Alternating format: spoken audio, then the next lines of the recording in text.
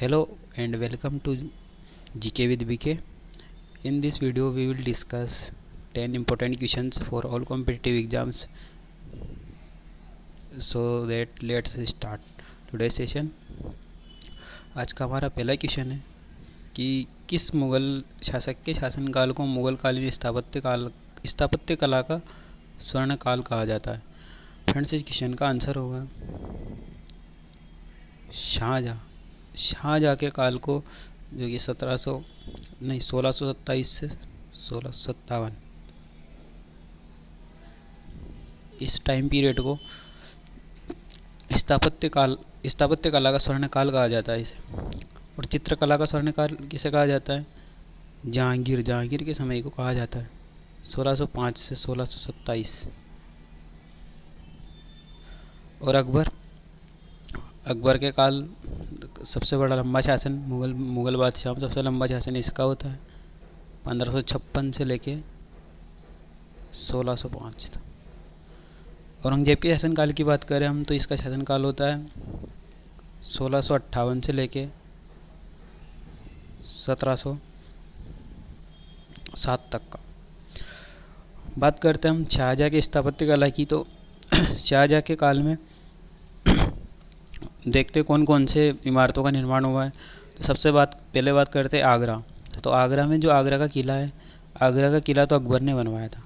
आगरा का किला तो अकबर के द्वारा बनवाया जाता है। लेकिन आगरा के किले के जो अंदर जो दीवाने आम है, दीवाने आम,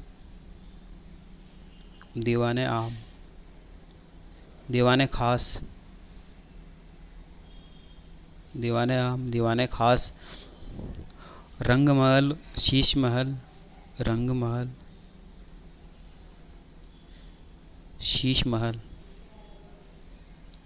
मच्छी महल, इन सब का निर्माण करवाया जाता है शाहजहाँ के द्वारा। और एक सबसे इम्पोर्टेंट तख्ते ताउस, जिसे मयूर सिंहासन भी कहा जाता है। तख्ते ताउस, मयूर सिंहासन भी कहा जाता है इसे, मयूर सिंहासन। इसका निर्माण भी शाहजहाँ के द्वारा ही करवाया जाता है आगरे के किले में। ये तो बात हुई आगरे के किले की। इसके बाद दिल्ली में भी उसके द्वारा निर्माण करवाया जाता है, जो कि हम जानते हैं। दिल्ली में इसके द्वारा लाल किला बनवाया जाता है। और एक दिल्ली की जामा मस्जिद, और एक और दिल्ली के पास जहानाबाद शहर की स्थापना की जाती है। शाहजहानाबाद, इस शहर की स्थापना की जाती है शाहजहाँ के द्वारा। और ताजमहल की तो सबको याद है, मुमताज़ की याद में बनाता है ताजमहल। और ताजमहल का जो वास्तुकार होता है उस्ताद अहमद लाहौरी। चलिए फ्रेंड्स, देखते हैं अब नेक्स्ट क्वेश्चन। फ्रेंड्स, हमारा क्वेश्चन है संविधान के किस अनुच्छेद के तहत राष्ट्रपति संसद का अंग होता है? फ्रेंड्स, हम सब जानते हैं कि हमारी जो संसद है वो तीन भागों से मिलकर बनी होती है। सबसे पहला राष्ट्रपति, राज्यसभा और लोकसभा, इन तीनों से मिलकर बनी होती है। ये कहाँ लिखा है? ये लिखा है आर्टिकल 79 में लिखा है। आर्टिकल 79 में लिखा है कि संसद राष्ट्रपति, राज्यसभा और लोकसभा तीनों से मिलकर बनी है। देखते और ये अनुच्छेद 80 को, तो आर्टिकल 80 में लिखा है राज्यसभा की संरचना। अनुच्छेद 80 में बताई गई इसके बारे में, राज्यसभा का उल्लेख है। और अनुच्छेद 81 में है लोकसभा का उल्लेख है, अनुच्छेद 81। चलिए फ्रेंड्स, देखते हैं अब नेक्स्ट क्वेश्चन।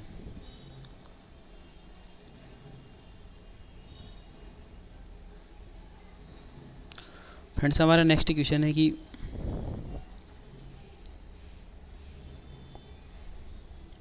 सियाचिन ग्लेशियर से कौन सी नदी निकलती?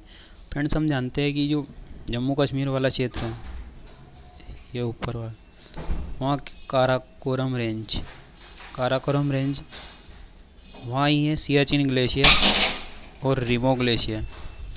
तो सियाचिन ग्लेशियर से नदी निकलती है हमारी नुब्रा नदी। इस क्वेश्चन का आंसर भी होगा नुब्रा, और सियाचिन ग्लेशियर से निकलती है नुब्रा नदी। और एक और है इसके पास में रिमो ग्लेशियर। रिमो ग्लेशियर से कौन सी नदी निकलती है? तो रिमो ग्लेशियर से श्योक नदी निकलती है। दोनों इम्पोर्टेंट है। रिमो ग्लेशियर से याद रखेंगे, रिमो से श्योक नदी। झेलम नदी की बात करें तो यह जम्मू कश्मीर में बहती है। और चिनाब नदी, ये झेलम इसकी सहायक नदी है चिनाब नदी की। चलिए देखते हैं अब नेक्स्ट क्वेश्चन।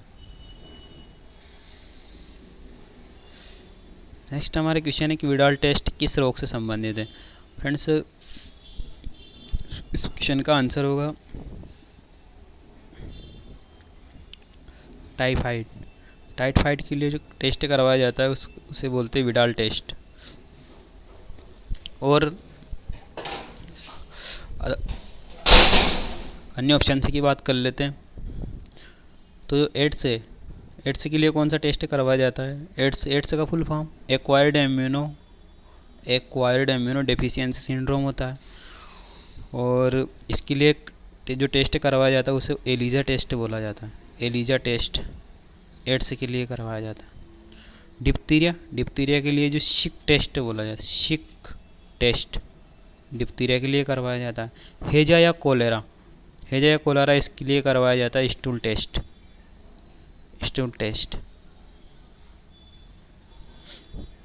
चलिए देखते हैं अब नेक्स्ट क्वेश्चन।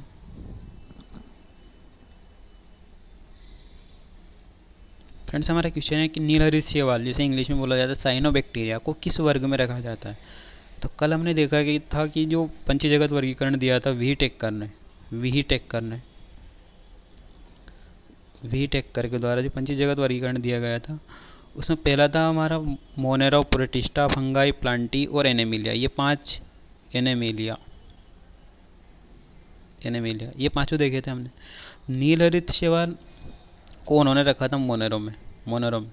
क्यों? क्योंकि मोनेरो में उन्होंने ऐसे जीवों को रखा जो एक कोशिकीय हो लेकिन प्रोकैरियोटिक जीवों को, एक कोशिकीय प्रोकैरियोटिक जीवों को रखा मोनेरा में, और एक कोशिकीय यूकैरियोटिक जीवों को रखा उन्होंने प्रोटिस्टा में। मतलब इसमें वे जीव थे जो जिनकी कोशिकाएं पूर्ण रूप से अपूर्ण कोशिका होती है, कंप्लीट कोशिका नहीं होती है, उनको मोनेरा में रखा है। तो इसमें कौन कौन से जीव आते हैं? तो इसमें आते हैं बैक्टीरिया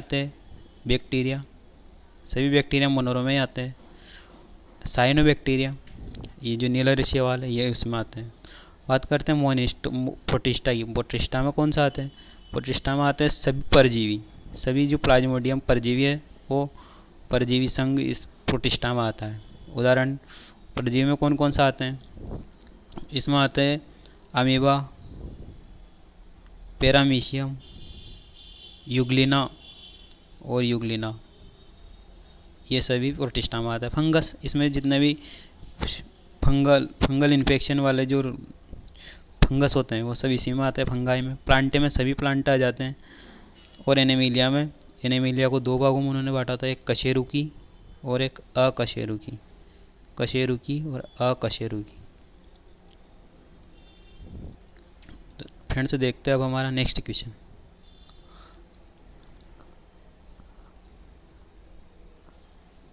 फ्रेंड्स, हमारा क्वेश्चन है कि किस यौगिक का रासायनिक नाम कैल्शियम सल्फेट हेमीहाइड्रेट है?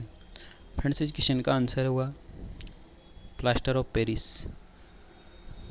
सूत्र क्या होगा इसका? फॉर्मूला CaSO4 इंटू में half H2O। Calcium sulphate half H2O यानी कैल्शियम सल्फेट हेमीहाइड्रेट। इस किसे कहा जाता है? तो प्लास्टर ऑफ पेरिस को कहा जाता है। बात करते हैं अदर ऑप्शन की। चुना पत्थर, calcium carbonate CaCO3, calcium carbonate को कहा जाता है चूना पत्थर। याद रखिए, सभी इंपॉर्टेंट है। विरंजक चूर्ण, कैल्शियम ऑक्सीक्लोराइड को कहा जाता है विरंजक चूर्ण। कैल्शियम ऑक्सीक्लोराइड याद रखिए, CaOCl2 इसका फॉर्मूला हो जाता है। बात करते हैं खाने का सोडा। सोडा को बोला जाता है सोडियम बाइकार्बोनेट NaH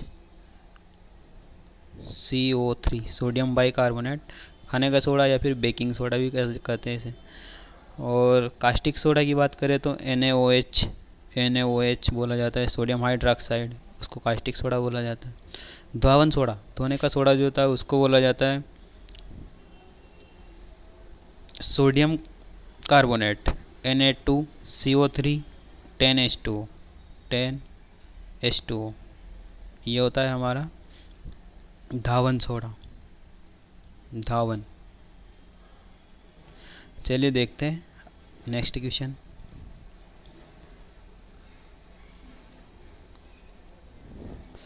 फ्रेंड्स हमारा क्वेश्चन है भारत का मैनचेस्टर कैसे कहा जाता है। फ्रेंड्स इस क्वेश्चन का आंसर होगा भारत का मैनचेस्टर अहमदाबाद।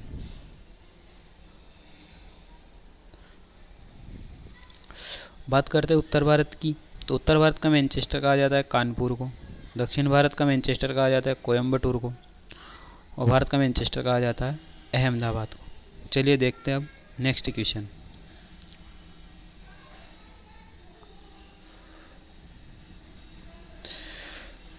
फ्रेंड्स हमारा क्वेश्चन है UNDP की स्थापना कब होती है। फ्रेंड्स इसका फुल फॉर्म होता है यूनाइटेड नेशन डेवलपमेंट प्रोग्राम। इसका हेडक्वार्टर न्यूयॉर्क में स्थित है, और इसके द्वारा एक रिपोर्ट जारी की जाती है जो कि बहुत ही इम्पोर्टेंट है, human development index report. Comment box में आपको भारत की जो HDI में रिपोर्ट इंडेक्स में जो सिचुएशन है, स्थिति है, वो बतानी है, करंट कौन सा स्थान भारत का उसमें HDI इंडेक्स में। UNDP की स्थापना होती है 1965 में, जो कि पहले ही हमारा ऑप्शन, तो पहला ऑप्शन हमारा सही हो जाएगा। 1972 UNEP united nation environment programme, headquarter है इसका केन्या नैरोबी, केन्या की राजधानी नैरोबी में इसका हेडक्वार्टर है। पर्यावरण से संबंधित सभी कार्य इसके द्वारा किए जाते हैं UNEP के द्वारा। और UNEP की स्थापना कब होती है 1972 में। बात करते हैं 1999 की, तो G20 की स्थापना होती है 1999 में, 1974 में होती है NSG की स्थापना होती है, NSG न्यूक्लियर सप्लायर ग्रुप, इसकी स्थापना होती है 1974 में। याद रखिए भारत NSG का मेंबर नहीं है। चलिए देखते हैं अब नेक्स्ट क्वेश्चन।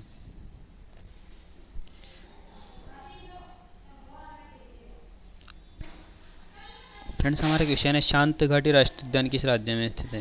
इस क्वेश्चन का आंसर होगा साइलेंट वैली या शांत घाटी केरल। बात करते हैं केरल के और दूसरा राष्ट्रीय उद्यानों की, तो केरल में शांत घाटी राष्ट्रीय उद्यान है। शांत घाटी के अलावा माथी केटन,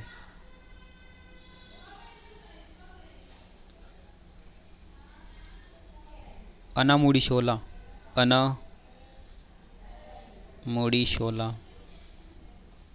ये राष्ट्रीय उद्यान भी केरल में स्थित है। दूसरे राज्यों की बात करते हैं तमिलनाडु में है इंदिरा गांधी राष्ट्रीय उद्यान, इंदिरा गांधी। भारत का पहला डुगोंग संरक्षण केंद्र जो कि एक मछली की प्रजाति है, वो भी तमिलनाडु में ही खोला गया है।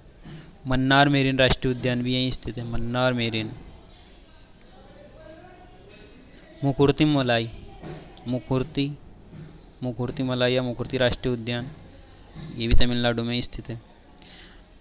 बात करते हैं गुजरात की, तो गुजरात में गिर राष्ट्रीय उद्यान है, गिर। ब्लैक वक राष्ट्रीय उद्यान है, ब्लैक वक। मेरिन राष्ट्रीय उद्यान भी है गुजरात में, मेरिन। एक है वंसदा राष्ट्रीय उद्यान। ये हो गए गुजरात के राष्ट्रीय उद्यान। बात करते हैं कर्नाटक की, तो कर्नाटक में भी राष्ट्रीय उद्यान है, बांदीपुर राष्ट्रीय उद्यान। अंशी राष्ट्रीय उद्यान। कुद्रेमुख नेशनल पार्क, बनरघट्टा, ये सभी राष्ट्रीय उद्यान है कर्नाटक में। चलिए देखते हैं अब नेक्स्ट क्वेश्चन। यह आज का हमारा आखिरी क्वेश्चन है। फ्रेंड्स क्वेश्चन है कि हाल ही में ब्रिक्स की 14वें सत्र का आयोजक या होस्ट कंट्री कौन सी थी। फ्रेंड्स इस क्वेश्चन का आंसर होगा चाइना। अभी जो 14वीं ब्रिक्स की 14वीं बैठक जो हुई है, जिसमें प्रधानमंत्री ने मोदी जी ने भाग लिया है, वर्चुअली इसका आयोजन हुआ था और इसकी अध्यक्षता की है चीन ने। 14वां बात करते हैं ब्रिक्स की, तो ब्रिक्स की स्थापना होती है 2006 में, लेकिन उस टाइम पे ये बस ब्रिक था, ब्रिक्स नहीं था, क्योंकि इसमें वर्तमान में 6 देश है, लेकिन स्थापना के समय इसमें बस 5 ही देश थे। नहीं, वर्तमान में इसमें 5 है, लेकिन स्थापना के समय इसमें 4 ही देश थे, ब्रिक, ब्राज़ील, रूस, इंडिया और चाइना। 2010 में इसमें साउथ अफ्रीका भी ऐड हो जाता है और ये बन जाता है ब्रिक्स, ब्राज़ील, रूस, इंडिया, चाइना, साउथ अफ्रीका। 2021 में इसकी अध्यक्षता भारत ने की थी। 2021 में इसकी 13वीं बैठक हुई थी, जिसकी अध्यक्षता भारत ने की थी। 2022 में ये चाइना, 2023 में इसे वापस साउथ अफ्रीका इसकी अध्यक्षता करेगा। चलिए फ्रेंड्स, बताइए, कमेंट बॉक्स में बताना है कि आपको हमारा वीडियो कैसा लगा, और वीडियो को लाइक करना है, शेयर करना है, चैनल को सब्सक्राइब करना है। चलिए, थैंक यू।